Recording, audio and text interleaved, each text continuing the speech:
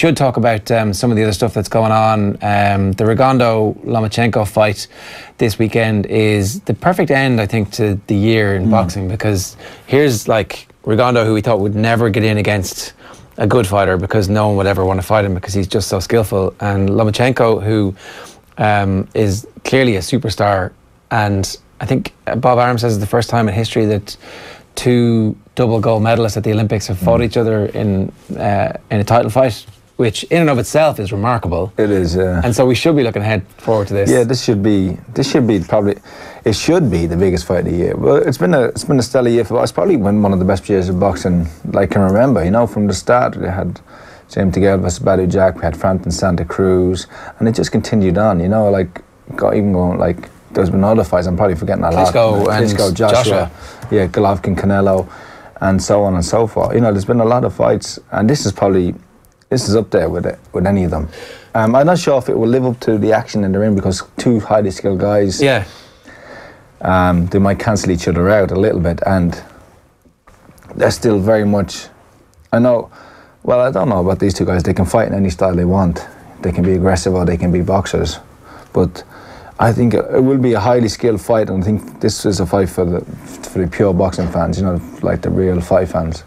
People in Ireland will be familiar with Rigondeaux because obviously he fought in Dublin in City West when he fought Willie Big Bang Casey, and I just remember that night, like we did live commentary of it, and it was clear pretty early on that this guy has unbelievable skills. Yeah, he's probably like, these are the two best amateurs up there, with the two best amateurs that ever lived of all time. Yeah, I know, and yeah, he'd do that to the best fighters. You know, he's done that to the best fighters so far. He fought Anita Donaire, who was like a two-weight world champion, and he schooled him. You know, and that's been his problem. He's been too good. You know, and that.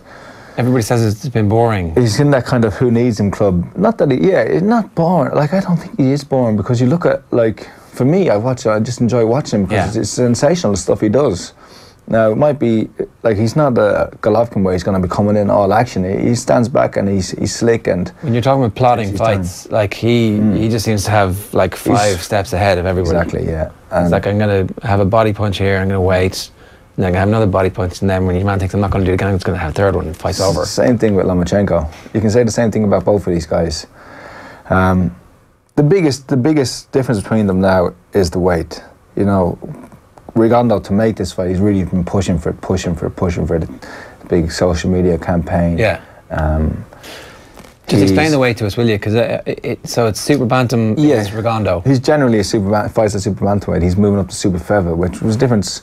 He usually fights at 55 kilos, and now he's moving up to 59 kilos. Now that's 4 kilos. Doesn't sound a lot, but when you like percentage to their body weight, it's a lot for that weight. And the thing is that Lomachenko will probably be coming from about 62 kilos. Yeah. Maybe a bit more, maybe 64. To come down to that weight, and then by the time he rehydrates, he'll be back up there. So that would be the difference, because when they're so evenly matched in terms of skill. But also they're totally different fighters. Lomachenko can box, is a great boxer, but traditionally likes to fight and be all action and bamboozle his opponents with speed and footwork and accuracy.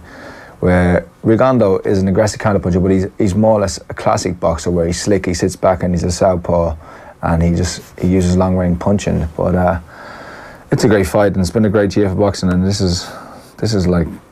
could be the best fight. It could be one of the best fights of all time if they go at it. I think they might, though. But like, Rigondeaux's at that stage of his career where there's no love lost between them. They don't like each other, you know. And I think Rigondeaux will be put out by the fact that he's had to concede everything to make the fight. He also hasn't made anything like the money. If people don't know his story, he had to defect from Cuba, and you were saying there was a speedboat involved. Like, it's been a remarkable story. He had to leave his family behind, and then eventually, obviously, the whole Cuban thing unravels, and he's actually now able to, I think, to be reunited. But there's certainly an amazing backstory there, and he never got the recognition when he turned pro, because he won the world title after about 5 or 6 fights. Yeah, it seemed he wasn't with a big promoter. He was working with Top Rank, but he was kind of moving from promoter to promoter, and there wasn't really in contrast to Lomachenko, who comes out of the amateurs, signs directly with Top Rank, and they build him and push him, and it's becoming more and more. And I think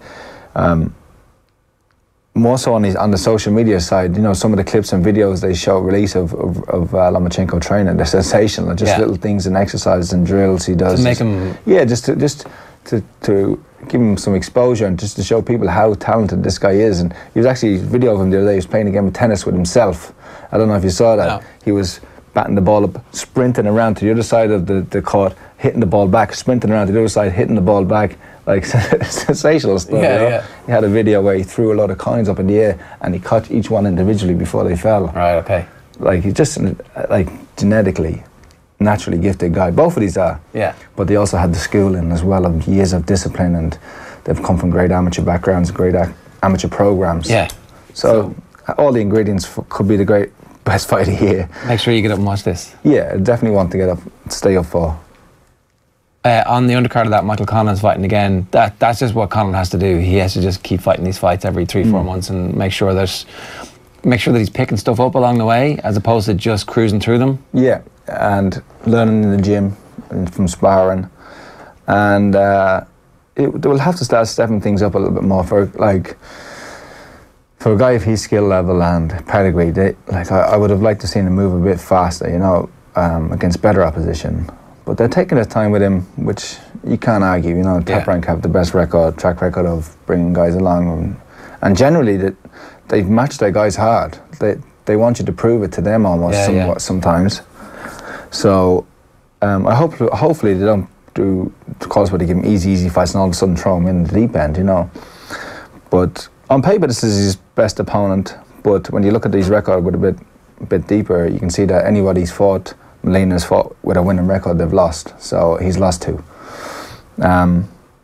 So we'll see. Also on the undercard, Shakur Stevenson, the Olympic medalist from the USA, who potentially will fight Conlan in the future. That's the fight they're trying to make happen. And they're both Top Rank though, aren't they? They're both with Top Rank, which is fine. Yeah. Which will suit them to make the fight, and that will be a huge fight down the line if they both continue on their course. Ideally, one of them would have, or both of them would have titles at that point, and it's some kind of unification. Or a vacant title. Who's going to win the Rigondeaux fight? I go with Lomachenko because the weight and the youth. That's all. But it wouldn't surprise me if Rigondeaux schooled him or knocked him out. I kind of want Rigondeaux to win to just fulfill that destiny. The underdog. Like, you know, because he'll clearly get a rematch in the rematch. If he loses this, not that it was the end for him, but if he loses this, it'll be like, if Lomachenko loses, it's not the end. He's definitely coming back. He's definitely still a star in boxing, you know. He's young. And if Rigondeaux wins, then the rematch will be sensational. Yeah. No, I'm just being a bit greedy here.